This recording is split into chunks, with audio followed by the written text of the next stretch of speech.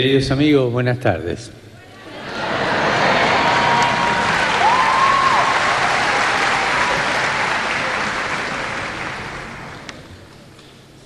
Yo escribí esto en base a las preguntas que me llegaron,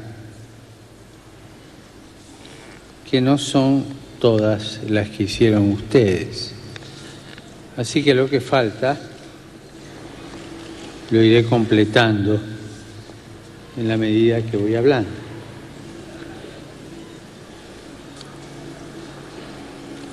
De tal manera que en la medida que yo pueda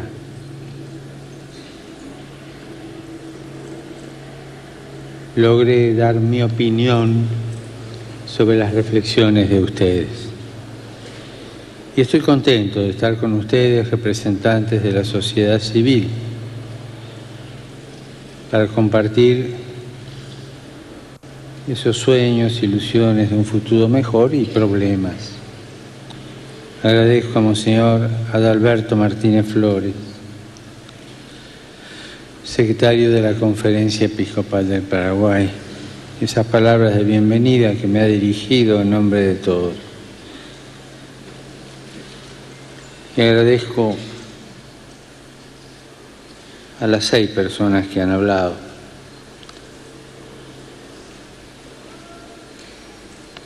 Cada una de ellas presentando un aspecto de su reflexión. Verlos a todos, uno proveniente de un sector, de una organización, de esta sociedad paraguaya, con sus alegrías, preocupaciones, luchas y búsquedas, me lleva a hacer una acción de gracias a Dios. O sea, parece que Paraguay no está muerto. Gracias a Dios.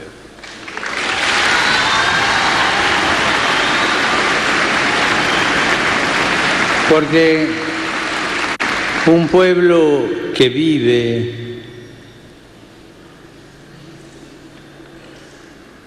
un pueblo que no mantiene vivas sus preocupaciones, un pueblo que vive en la inercia de la aceptación pasiva, es un pueblo muerto. Por el contrario, veo en ustedes la savia de una vida que corre y que quiere germinar. Y eso siempre Dios lo bendice. Dios siempre está a favor de todo lo que ayude a levantar, mejorar la vida de sus hijos. Hay cosas que están mal, sí. Hay situaciones injustas, sí. Pero verlos y sentirlos me ayuda a renovar la esperanza en el Señor, que sigue actuando en medio de su gente. Ustedes vienen desde distintas miradas, distintas situaciones y búsquedas. Todos juntos forman la cultura paraguaya. Todos son necesarios en la búsqueda del bien común. En las condiciones actuales de la sociedad mundial, donde hay tantas iniquidades y cada vez más las personas son descartables, verlos a ustedes aquí es un regalo.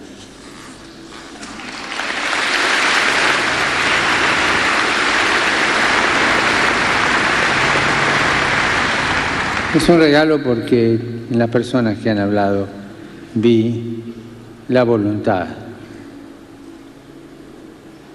por el bien de la patria. Con relación a la primera pregunta, me gustó escuchar en la boca de un joven la preocupación por hacer que la sociedad sea un ámbito de fraternidad, de justicia, de paz y dignidad para todos. La juventud es tiempo de grandes ideales. A mí me viene decir muchas veces que me da tristeza ver un joven jubilado.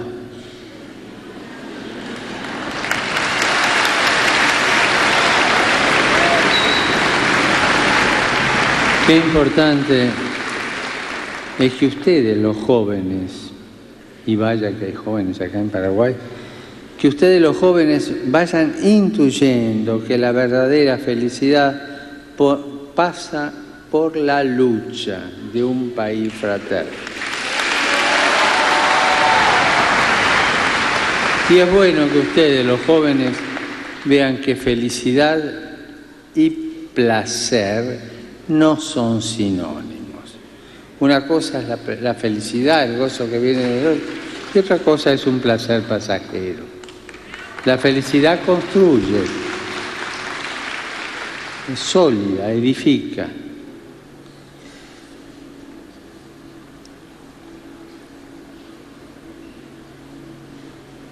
La felicidad exige compromiso y entrega. Son muy valiosos y por eso el compromiso, la entrega, son muy valiosos y no son como para andar por la vida como anestesiados. Paraguay tiene abundante población joven y es una gran riqueza. Por eso pienso que lo primero que se ha de hacer es evitar que esa fuerza se apague, esa luz que hay en sus corazones desaparezca y contrarrestar la creciente mentalidad que considera inútil y absurdo aspirar a cosas que valen la pena. No, que no te metas, no, eso no se arregla más. Esa mentalidad que pretende ir más adelante es considerada como absurda. A jugársela por algo, a jugársela por alguien. Esa es la vocación de la juventud. Y no tengan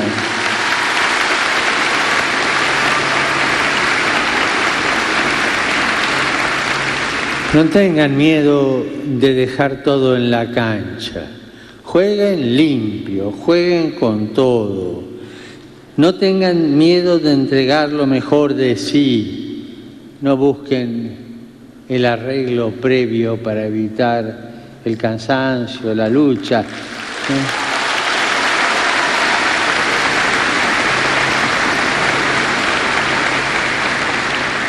No coimeen al referee. Eso sí,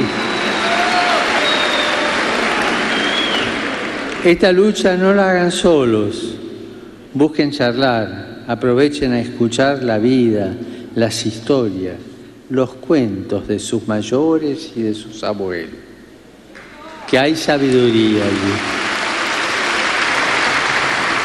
Pierdan mucho tiempo en escuchar todo lo bueno que tienen para enseñarles.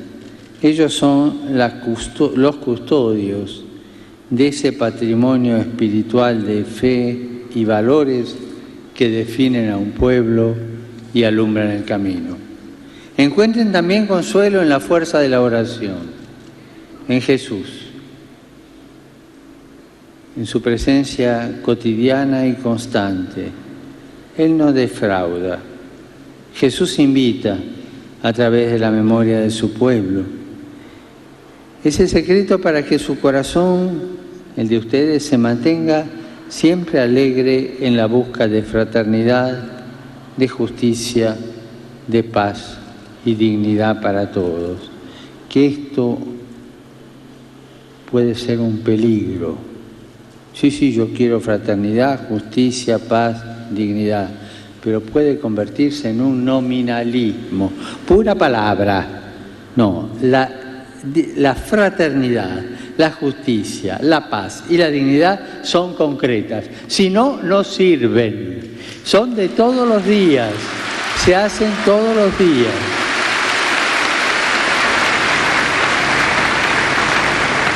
Entonces, yo te pregunto a vos, joven, ¿cómo esos ideales los amasás día a día en lo concreto? Aunque te equivoques, te corregís y volvés a andar. pero lo concreto. Yo les confieso que a veces a mí me da un poquito de alergia, o para no decirlo así en términos tan finos, un poquito de moquillo, el escuchar discursos grandilocuentes con todas estas palabras. Y cuando uno conoce a la persona que habla, dice, ¡qué mentiroso que sos!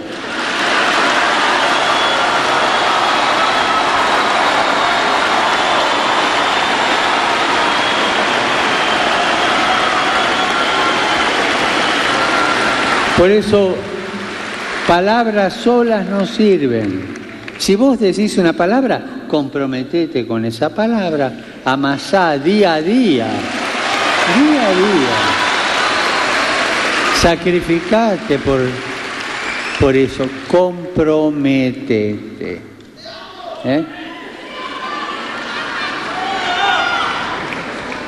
Me gustó la poesía de Carlos Miguel Jiménez que Monseñor Adalberto ha citado. Creo que resume muy bien lo que he querido decirle. Sueño un paraíso sin guerra entre hermanos, rico en hombres sanos de alma y corazón, y un Dios que bendice su nueva ascensión. Sí, es un sueño. Y hay dos garantías.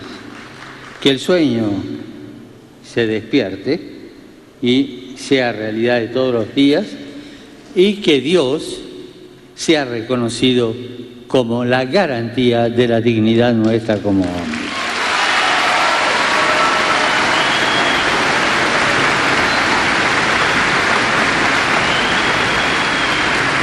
La segunda pregunta se refirió al diálogo como medio para forjar un proyecto de nación que incluya a todos.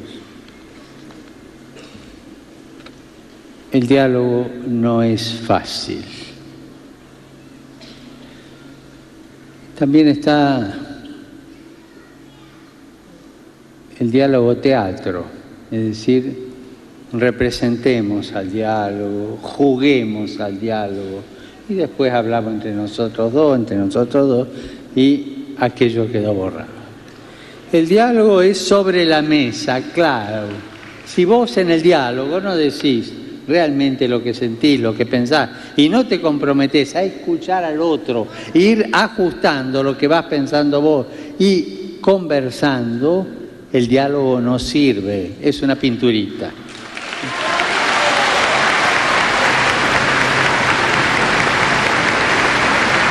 Ahora, también es verdad que el diálogo no es fácil. Hay que superar muchas dificultades. Y a veces parece que nosotros nos empecinamos en hacer las cosas más difíciles todavía. Para que haya diálogo es necesaria una base fundamental, una identidad. ¿Cierto? Por ejemplo, yo pienso en el diálogo nuestro, el diálogo interreligioso, ¿no? Donde representantes de las diversas religiones hablamos, ¿no? Nos reunimos a veces para hablar y los puntos de vista. Pero cada uno habla desde su identidad. Yo soy budista, yo soy evangélico, yo soy ortodoxo, yo soy católico. No sé, cada uno dice, pero su identidad, no negocia su identidad. O sea, para que haya diálogo es necesaria esa base fundamental. ¿Y cuál es la identidad en un país?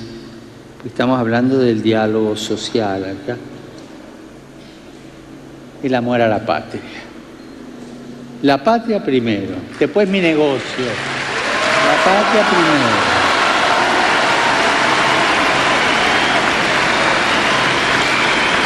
Y esa es la identidad.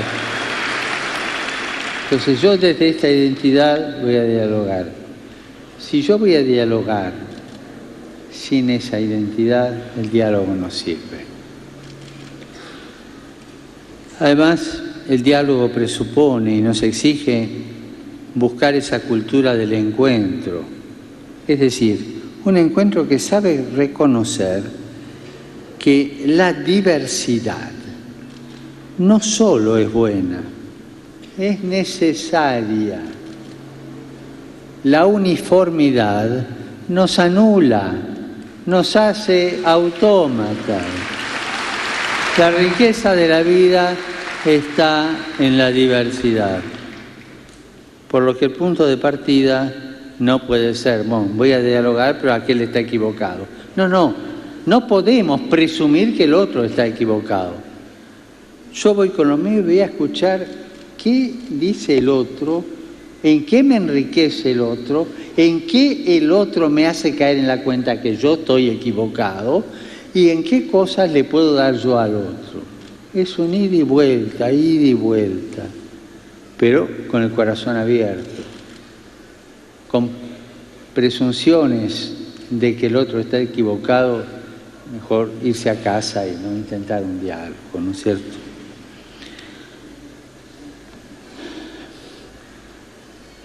El diálogo es para el bien común, y el bien común se busca desde nuestras diferencias, dándole posibilidad siempre a nuevas alternativas. Es decir, busca algo nuevo. Siempre, cuando hay verdadero diálogo, se termina en un, permítame la palabra, pero la digo noblemente, en un acuerdo nuevo, donde todos nos pusimos de acuerdo en algo. Hay diferencias, quedan a un costado en la reserva, pero en ese punto en que nos pusimos de acuerdo, o en esos puntos en que nos pusimos de acuerdo, nos comprometemos y los defendemos. Es un paso adelante. Esa es la cultura del encuentro.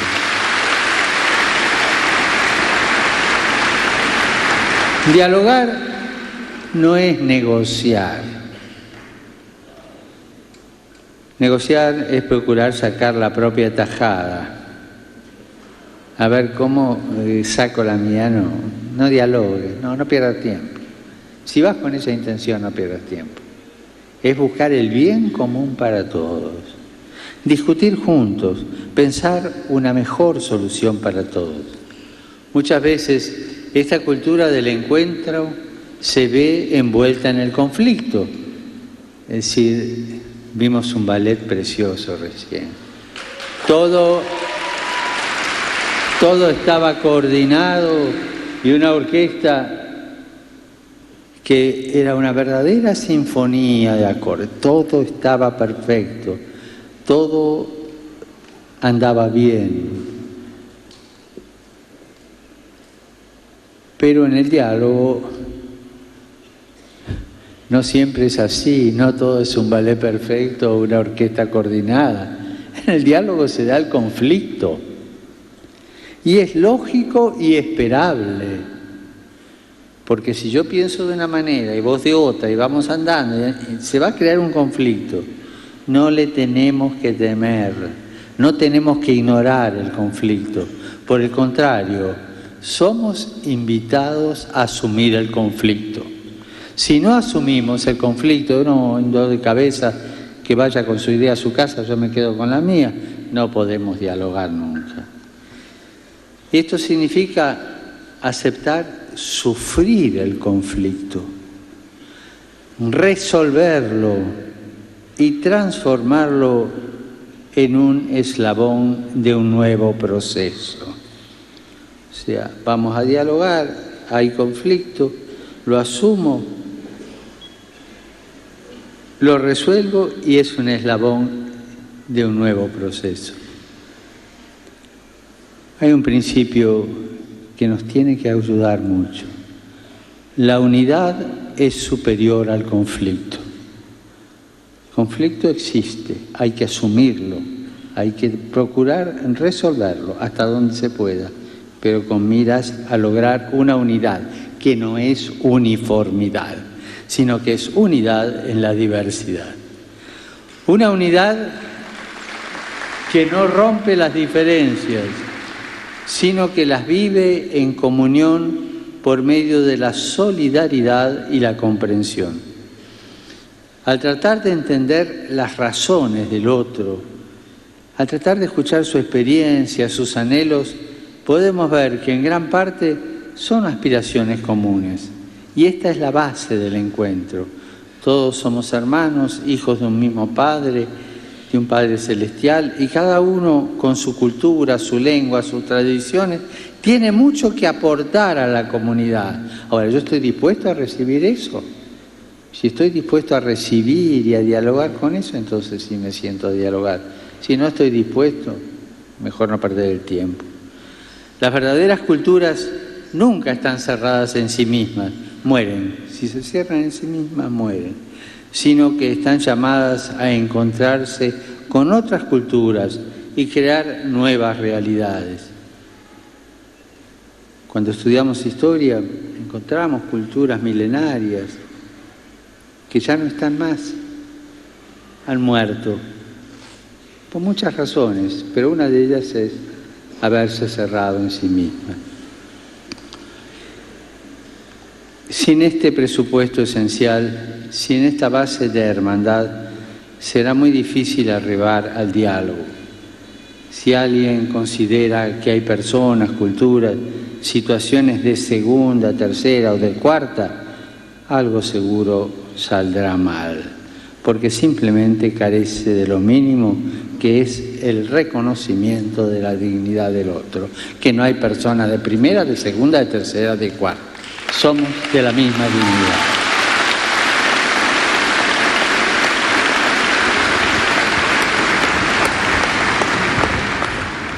Y esto me da pie para responder a la inquietud manifestada en la tercera pregunta. Acoger el clamor de los pobres para construir una sociedad más inclusiva. Es curioso, el egoísta se excluye.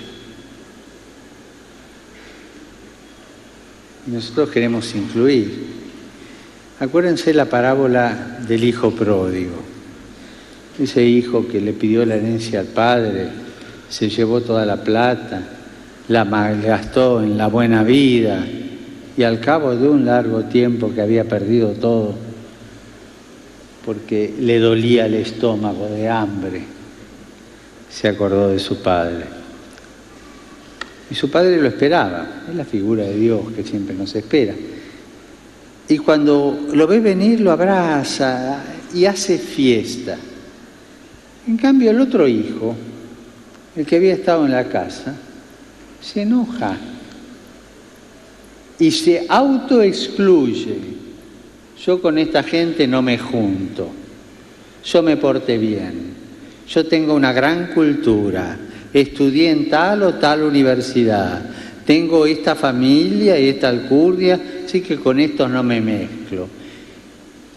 No excluir a nadie, pero no autoexcluirse, porque todos necesitamos de todos.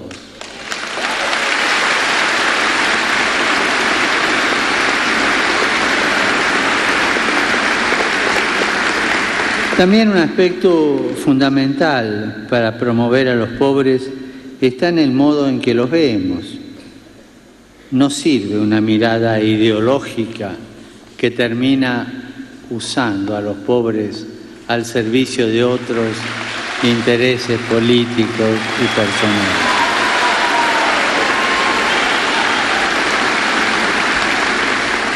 Las ideologías terminan mal, no sirven.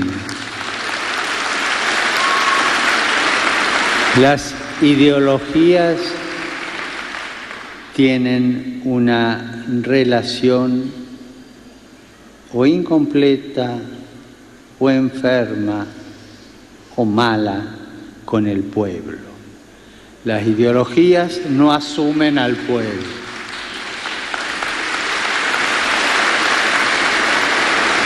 Por eso, fíjense en el siglo pasado, ¿en qué terminaron las ideologías?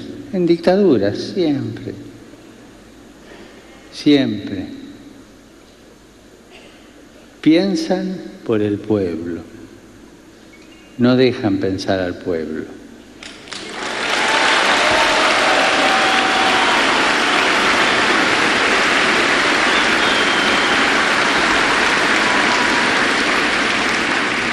O como decía aquel agudo crítico de la ideología, cuando le dijeron, sí, pero esta gente tiene buena voluntad y quiere hacer cosas por el pueblo. Sí, sí, sí, todo por el pueblo, pero nada con el pueblo.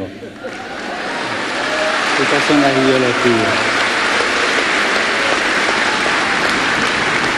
Para buscar efectivamente su bien, lo primero es tener una verdadera preocupación por su persona, estoy hablando de los pobres, valorarlos en su bondad propia, pero una valoración real exige estar dispuestos a aprender de los pobres, a aprender de ellos. Los pobres tienen mucho que enseñarnos en humanidad, en bondad, en sacrificio, en solidaridad.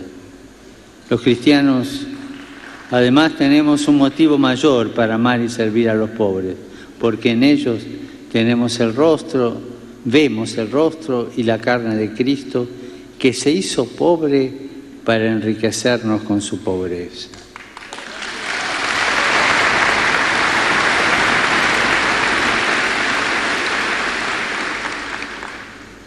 Los pobres son la carne de Cristo. A mí me gusta preguntarle a alguien, cuando confieso gente, ahora no tengo tantas oportunidades para confesar como tenía en mi diócesis anterior, pero me gusta preguntarle, ¿y usted ayuda a la gente? Sí, sí, doy limosna. Ay, dígame, cuando da limosna, ¿le toca la mano al que da limosna? ¿O tira la moneda y hace así? Son actitudes. Cuando usted da esa limosna, ¿lo mira a los ojos o mira para otro lado? Eso es despreciar al pobre. Son los pobres. Pensemos bien. No. Es uno como yo. Y si está pasando un mal momento, por miles de razones económicas, políticas, sociales o personales, yo podría estar en ese lugar y podría estar deseando que alguien me ayude.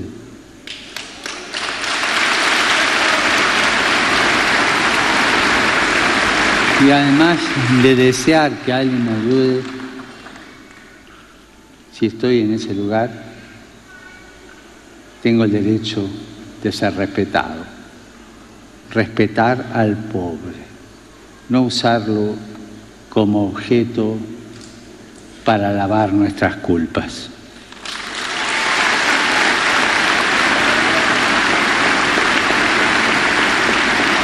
Aprender de los pobres, con lo que dije, con las cosas que tienen, con los valores que tienen. Y los cristianos tenemos ese motivo, que son la carne de Jesús. Ciertamente es muy necesario para un país el crecimiento económico y la creación de riqueza, y que ésta llegue a todos los ciudadanos sin que nadie quede excluido. Eso es necesario. La creación de esta riqueza debe estar siempre en función del bien común de todos y no de unos pocos.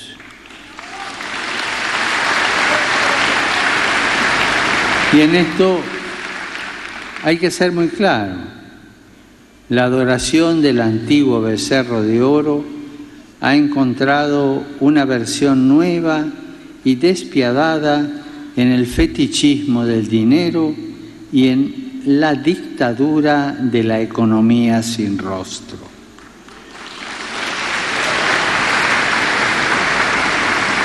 Las personas cuya vocación es ayudar al desarrollo económico tienen la tarea de velar para que éste siempre tenga rostro humano. El desarrollo económico tiene que tener rostro humano, no a la economía sin rostro. Y en sus manos está la posibilidad de ofrecer un trabajo a muchas personas y dar así una esperanza a tantas familias. Traer el pan a casa, ofrecer a los hijos un techo, ofrecer salud y educación son aspectos esenciales de la dignidad humana. Y los empresarios, los políticos, los economistas deben dejarse interpelar por ellos. Les pido que no cedan a un modelo económico idolátrico que necesita sacrificar vidas humanas en el altar del dinero y de la rentabilidad.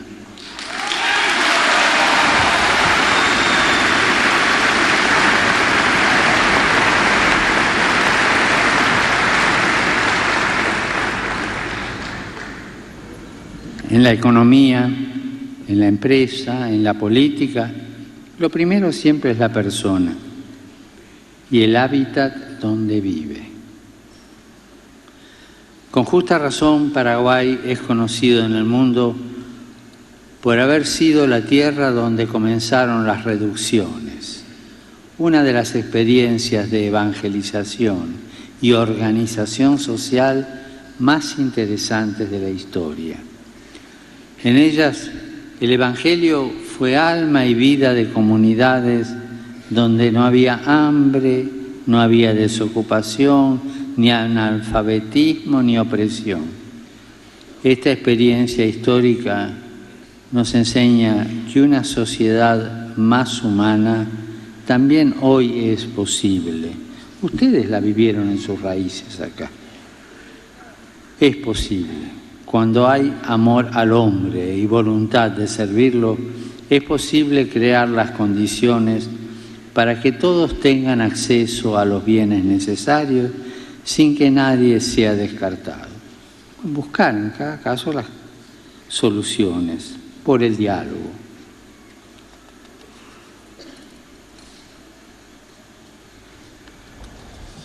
Yo estoy por terminar en lo que tenía escrito, pero no quiero que se me quede nada de lo que me han preguntado, ¿no?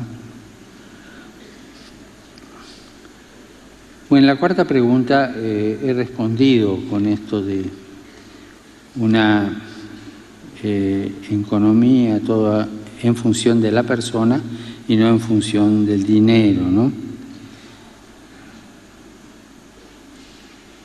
Y hablaban de la poca efectividad, la señora, la empresaria, hablaba de la poca efectividad de ciertos caminos. Y mencionaba uno que yo había mencionado en la Evangelii Gaudium, que es el populismo irresponsable, ¿no es cierto?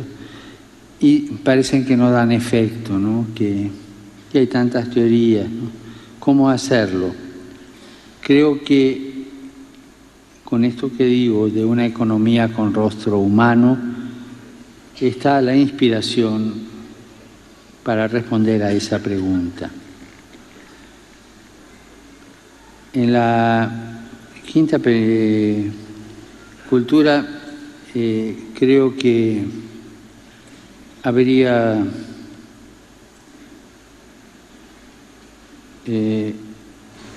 la respuesta está dada a lo largo de lo que dije cuando hablé de las culturas. O sea, hay una cultura ilustrada, que es cultura y es buena, hay que respetarla, ¿cierto? Hoy, por ejemplo, en una parte del ballet se tocó música de una cultura ilustrada y es buena. Pero hay otra cultura que tiene el mismo valor, que es la cultura de los pueblos originarios, de las diversas etnias, una cultura que me atrevería a llamarla, pero en el buen sentido, una cultura popular. Los pueblos tienen su cultura y hacen su cultura. Es importante ese trabajo por la cultura en el sentido más amplio de la palabra. No es cultura solamente haber estudiado o poder gozar de un concierto o leer un libro interesante, sino también es cultura mil cosas. Hablaban del tejido de Ñandutí, por ejemplo. Eso es cultura. Y es cultura nacida del pueblo. Por poner un ejemplo, ¿no es cierto?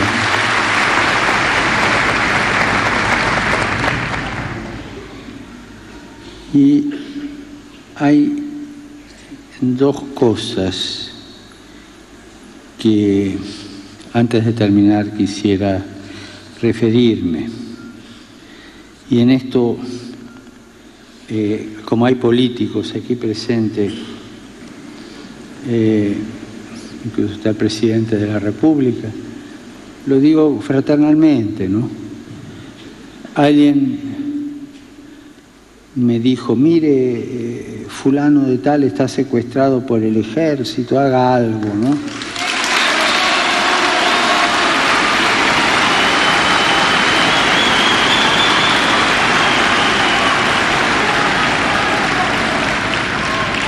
Yo no digo si es verdad, no es verdad, si es justo, si no es justo, pero uno de los métodos que tenían las ideologías dictatoriales del siglo pasado, a las que me refería hace un rato, era apartar a la gente, o con el exilio, o con la prisión, o en el caso de los campos de exterminio, nazis o stalinistas, la apartaban con la muerte, ¿no? Para que haya una verdadera cultura en un pueblo, una cultura política y del bien común, rápido, juicios claros, juicios nítidos.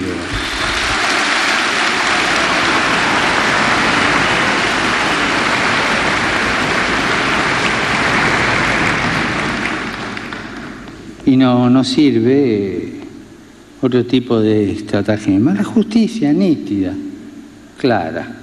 Eso nos va a ayudar a todos. Yo no sé si acá existe eso o no, lo digo con todo respeto. No lo pregunto. Me lo dijeron cuando entraba. Me lo dijeron acá. Y que pidiera por no sé qué, no y viene el apellido. Y después está, otra cosa que también por honestidad quiero decir, un método que no da libertad a las personas para asumir responsablemente su tarea de construcción de la sociedad. Y es el chantaje. El chantaje siempre es corrupción. Si vos haces esto, te vamos a hacer esto. Con lo cual, te destruimos. La corrupción es la polilla, es la gangrena de un pueblo.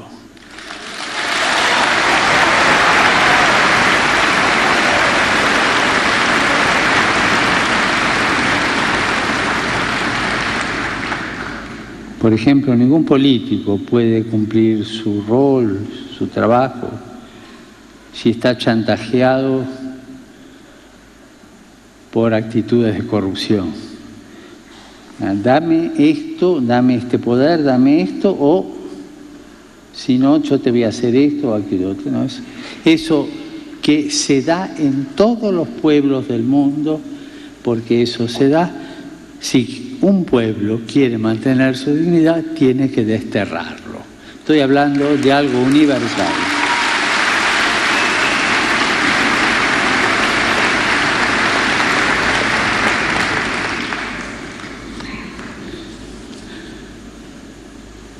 Y termino. Para mí es una gran alegría ver la cantidad y variedad de asociaciones que están comprometidas en la construcción de un Paraguay cada vez mejor y próspero. Pero si no dialogan, no sirve para nada.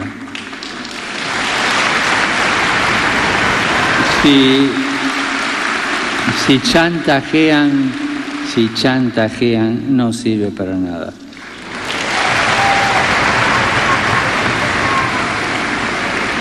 Esta multitud de grupos y personas son como una sinfonía, cada uno con su peculiaridad y su riqueza propia, pero buscando la armonía final, la armonía, y eso es lo que cuenta. Y no le tengan miedo al conflicto, pero háblenlo y busquen caminos de resolución. Amen a su patria, a sus conciudadanos y sobre todo amen a los más pobres. Así serán ante el mundo un testimonio de que otro modelo de desarrollo es posible. Estoy convencido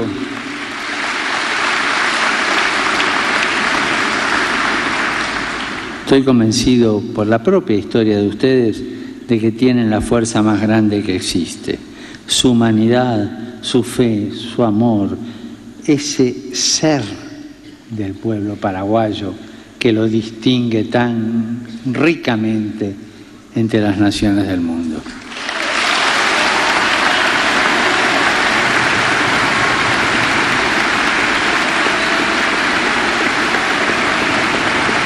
Y pido a la Virgen de Cacupé, nuestra Madre, que los cuide, que los proteja, que los aliente en sus esfuerzos. Que Dios los bendiga y recen por mí. Gracias.